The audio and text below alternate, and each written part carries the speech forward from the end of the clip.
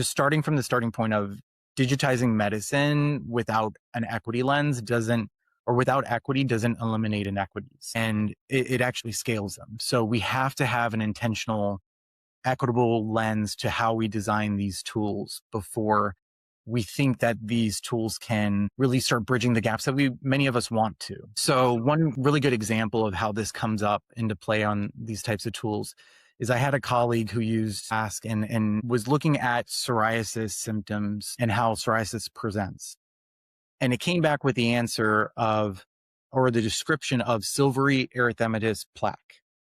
And that's an accurate description for those with lighter skin tone. And it didn't go beyond that. That was the main description of how psoriasis typically presents in patients based off the question that was asked for it. Now, that same colleague then asked the question how psoriasis presents in darker skin. And it came back with a description of purple violaceous lesions. And that is also accurate for darker skin, but it was specifically had to be asked around Prompted, yeah. darker skin and prompted for that. And that wasn't a bug of the model. That was a reflection of how medical literature has always used lighter skin as a clinical default.